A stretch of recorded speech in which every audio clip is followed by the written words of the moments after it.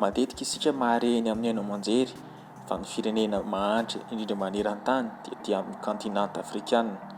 Ny zavatra hita nefa dia maro amin'ny firenena afrikanina no efa matanjaka, tsy araka ny eritreretana ny harena misy amin'ny firenena afrikanina sasany toa ny Etiopia. Andeha hizaha ny zava-misy ihany isika amin'ity fandaharana Globe Trotter Etiopia ity. Andeha hizotra nakany Etiopia ny mpiara-miasa anankiray ka nitatitra antsika ny zava-misy tany Etiopia.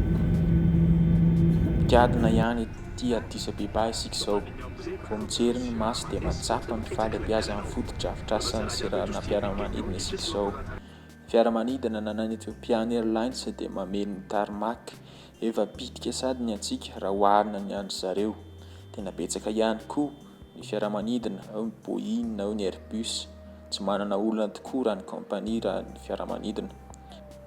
Vao mijery ny lalana mikodana ety Etiopia isika dia toa ho lasa saina hoe nahoana re? Ny lalana efa misy amin'ireny 4x ireny na fiarakodia 4 no milahatra afaka miara-mandeha. Hita aty Etiopia aza ireny lalana miantona ireny izay matetika hita amin'ny firenena mandroso ihany. Ny foto-drafitr'asa dia toa lasa maniry ohatry ny anana. Ny tao an-tsaina raha Etiopia dia hoe Touareg, hita ny efitra mamay be ary ny rameva. Kanefa manova tanteraka amin'ny fijerentsika ny fahitana an'izany hoe Addis Abeba izany mivantana. Tsy lavitra irony firenena mandroso ireny ny zavatra hita raha ny renivohitra Etiopia izao. Ny mahasarika any Etiopia izany moa dia ny lafin'ny fizahan-tany ka tsy azo adino ny hotely sy ny manodidina an'izany. Manana ny mampiavaka azy tokoa raha ity firenena ity eo amin'ny lafin'ny fizahan-tany. Azo tenenina hoe tena mandroso raha ny foto-drafitr'asa mandray ny fizahan-tany. Fanazavana tombona mahatonga izany dia tsotra ihany.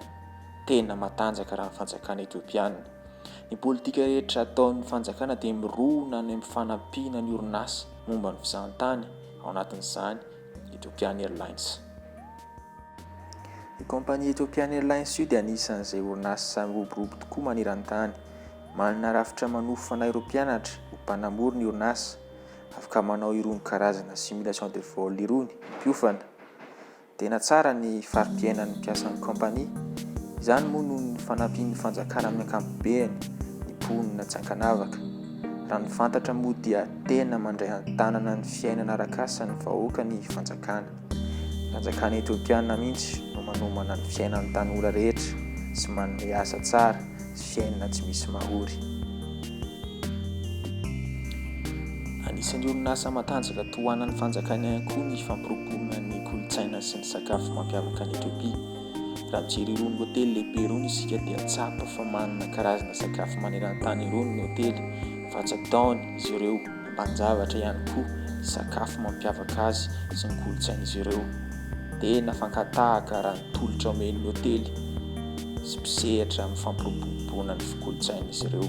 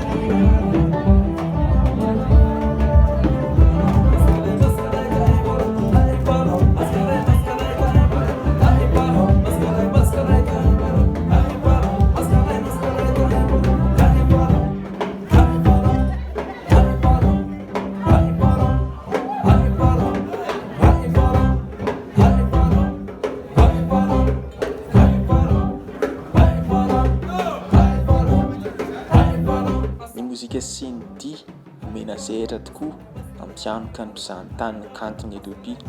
Tsy manadino ny tantara raha ny firenena Etiopiana.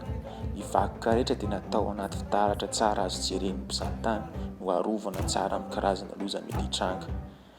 Amin'ny ankapobeny aloha raha dinihana tsara ny zava-misy Etiopia dia izao. tena efa mandroso Etiopia ary mbola handroso ihany ny firenena raha ny fotodrafitrasa sy ny lalana hita eo an-dalam-panamboarana. Ny mampitovy azy amin'ny firenena toa ny Madagasikara dia ny fampiasa ireny taxi be kely ireny fa tsy ny TGV na ny métro. Ny taxi be izy ireo dia miloko manga.